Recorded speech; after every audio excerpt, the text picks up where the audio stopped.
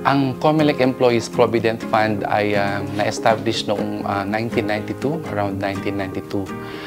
Binigyan siya ng ating komisyon ng initial na seed capital. Ang kabuuan, installment niyang ibinigay, umabot siya ng halagang 50 million. Basically, ang mga services ni Provident Fund ay para matulungan ang mga members sa kanilang biglaang pangangailangan. Halimbawa, pang tuition, mga loans ang services niya basically. Educational, emergency, minor house repair, or hospitalization. Mga ganun po yung mga kine-cater niyang services. Open po ang COMELEC Employees Provident Fund sa lahat ng employees, empleyado ng COMELEC except yung mga job order casuals po namin at saka yung mga contract of services. Pero open po lahat. Lahat ng regular, co-terminus, plantilla casuals, pwede pong mag-join. Tinutulungan po natin yung mga members po natin na nagkasakit o na-ospital. Yun, pag sila po ay na-confine sa ospital, mayroon pong financial assistance na ine-extend ang Provident Fund. Kung ano po yung binayaran ni PhilHealth sa ospital, tinatapatan po yun ni Provident Fund bilang tulong sa kanila, mga members po natin.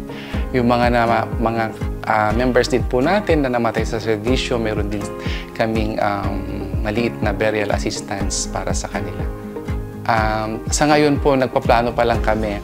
Unang-una gusto naming palakasin yung pondo pa ng Provident Fund. Kaya ngayon ay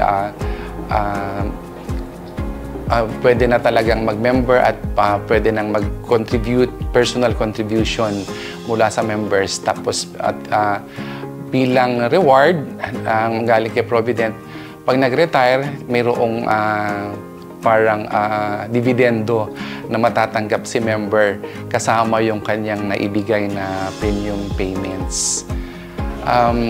Kailangan po talaga ni Provident ang pondo lagi.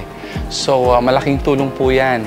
Katulad po kasi nung COVID, panahon ng COVID, marami po kaming natulungan sa mga members po natin na nagkasakit, lalong-lalo na yung mga na-confine sa ospital. Kasi nga, binibigyan namin sila ng financial assistance. At yung mga namatay na rin while in the service, doon din namin kinukuha sa fund. So, yung maibibigay ninyo, it will go a long way para matulungan po yung mga members po natin. Lalong-lalo na po yung mga may immediate na pangangailangan. Pero actually, si Board of Trustees, sila yung nagde-decide. Pero yun nga po, ang Provident po ay taga-salo sa may mga immediate na pangangailangan, mga pangmatrikula, pang-house repair, minsan pag may kalamidad, yun po, mabilis po namin silang napapahiram. Sana po maiuwi nyo ang kampyonato. Alam ko malalakas ang COMELEC team. May mga kakilala po kasi ako na talagang malalakas po na mga members. Good luck po sa inyo at manalo matalo, mabuhay po kayo.